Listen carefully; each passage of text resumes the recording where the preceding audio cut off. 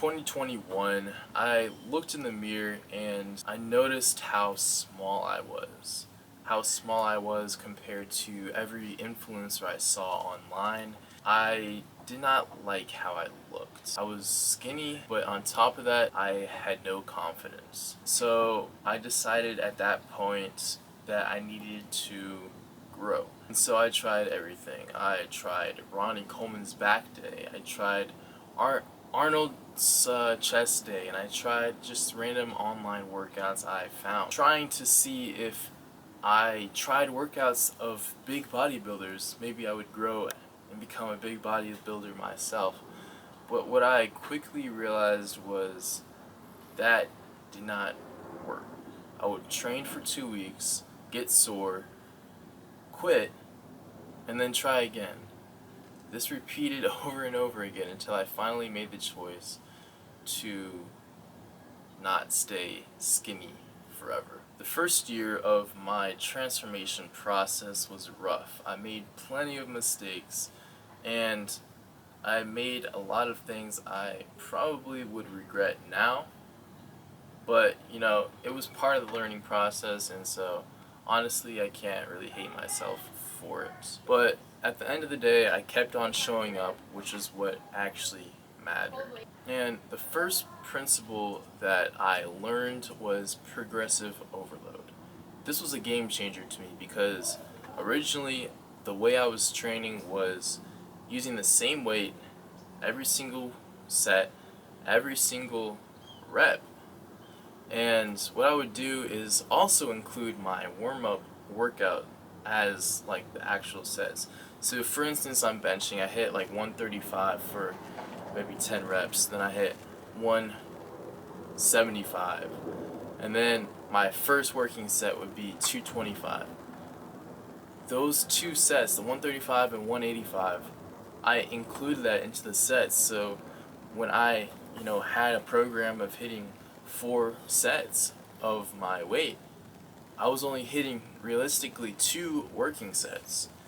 So when I figured out about progressive overload, I realized that I was training wrong. About 1.5 years into my lifting journey is when I kind of figured out about progressive overload.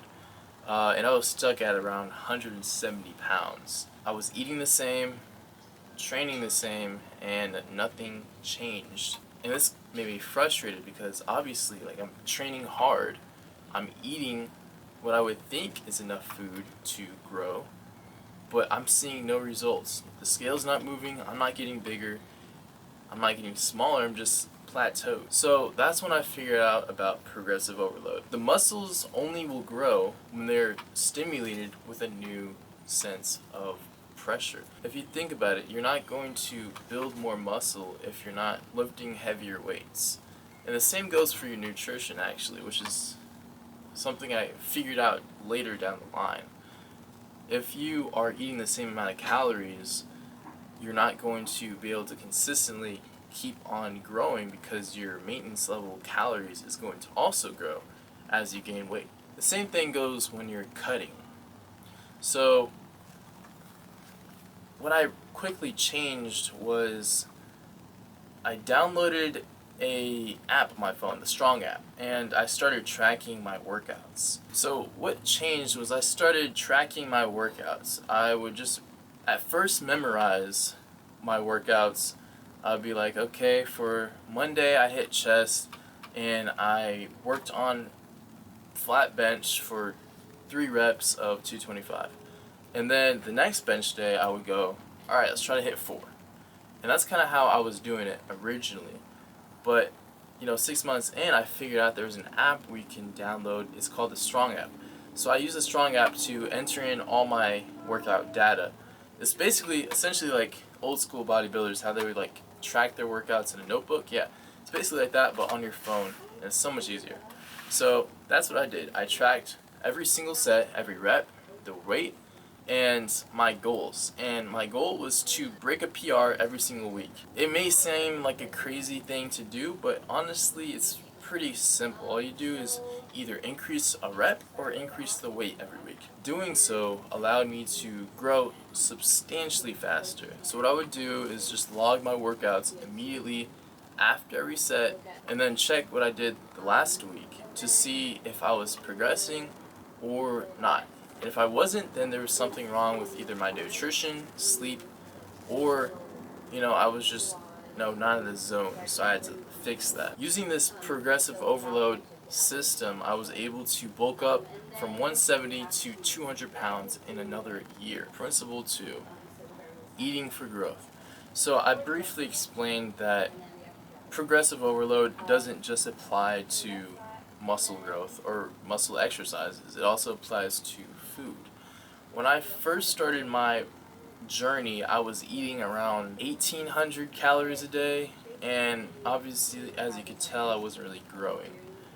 When I first started my bulking journey, I bumped it up to 2,800 calories, and that's when I actually started to grow and get stronger. And then eventually, as time went on, I bumped it up to 3,000. Then, as time went on again, bumped it up to 3,500, and that's when I actually blew up and I saw the muscle growth. And how I kind of just tracked this was I just entered in the information on calculator.net or something like that, calorie.net or something like that.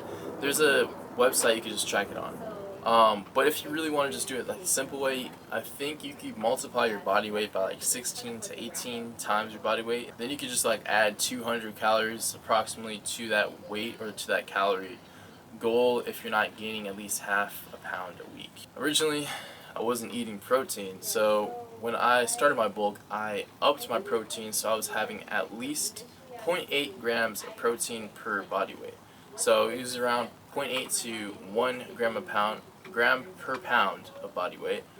And so for an example, if you're 150 pounds, you would be eating around 120 to 150 grams of protein. And for this process, as a college student who's broke, what was I eating to actually grow? So I was eating rice, a lot of rice, pasta, ground beef, chicken thighs and chicken breast, oatmeal, bagels, potatoes, sweet potatoes, avocado, chocolate milk, and a lot of olive oil.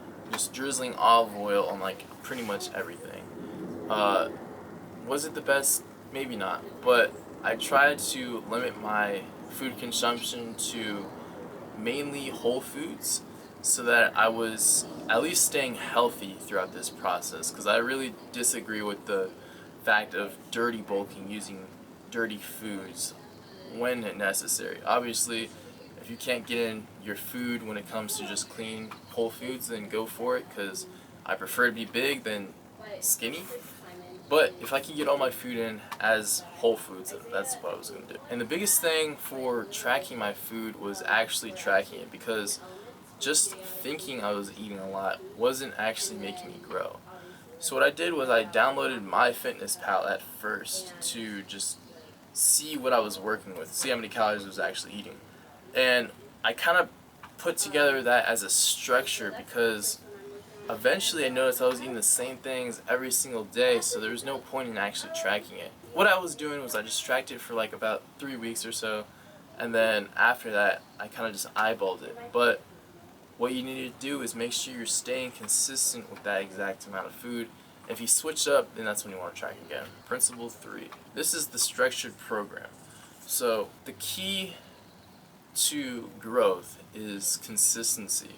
And not only consistency in going to the gym and making sure you eat right, but also staying loyal to one specific program. What I want you to do is follow one program for at least 6 months. Stick to it and just see where you get. So my 6-day workout was push, pull, legs, arms. And I just repeated that over and over, and I took a rest day on Sundays. Phase 4, recovery. So as you know, recovery is vital when it comes to building muscle, because if you don't have recovery, you won't grow muscle. I would say it's probably about 60% of muscle growth, because in order to actually grow, you need your muscles to mends back together to build more muscle fibers. The non-negotiables are sleep. You need to make sure you prioritize your sleep, getting at least 8 hours of sleep every single day. If you're not getting at least 8 hours of sleep, you're gonna mess up your gains. If you're getting 5 to 6 hours of sleep, you're only getting half the gains and you're leaving the rest on the table because you're tanking your testosterone, which is going to reduce the amount of muscle you grow and increase the stress on your entire body, which is going to decrease the muscle growth even more. So make sure you get in your sleep, because if you don't, then you're not going to grow. Rest days. So you need at least one rest day for every 6 days of training. And then also just listen to your body. Like, if you're not listening to your body, if your body's sore, then that might be a good sign to take a break or try and train a different muscle group. If your biceps are sore and you're about to hit arms and shoulders, then maybe, try chest and shoulders for that day, or legs. Principle 5, the cutting strategy. So once you have bulked up to your desired weight, which I got up to 200 pounds, now it's time to chip off the rest of the fat that's on your body and get to that desired look. So for me, I was 200 pounds and I wanted abs again, so I cut down to 195. I dropped my calories from 3,500 to 3,300, so then I dropped it another 200, then I dropped it another 200. So at the end of my cut, I was eating around 2,800 calories a day. So I was losing about 2 pounds, like 1 pound a week, 2 pounds a week. But the thing is, you don't want to go too aggressive with the cut because you're going to lose muscle. For protein, you want to keep it high, because if you don't, for protein, when it comes to cutting, you want to keep it high. When you are bulking, it's a little bit different because carbs are protein sparing, so that means you could get away with not having as much protein and you'll still see muscle growth. When it comes to cutting, you need to have it high because your carbs are also lowered. So your carbs are being used as energy, strictly energy. And you need the protein so you don't lose muscle. A lot of people say or think that you need to change your training program when it comes to cutting, but this is not further from the truth. You actually need to stay lifting heavy and stay with progressive overload, or else you'll start to lose muscle. This is because your body will start to think that it doesn't need to hold on to muscle because you're lowering the intake of food, and it wants to prioritize that food in different areas, and because your muscles are very energy taxing. So continue with the progressive overload and you'll keep your muscles. So the 5 principles that got me to 195 from 135 pounds when I was a skinny twig were progressive overload, eating in a surplus, a structured program, prioritizing recovery, and then the cutting strategy. If you are able to do this consistently for 1 to 3 years, you'll completely transform your physique. It's not complicated, it's just consistency and execution of these 5 principles, and you will achieve any physique you want.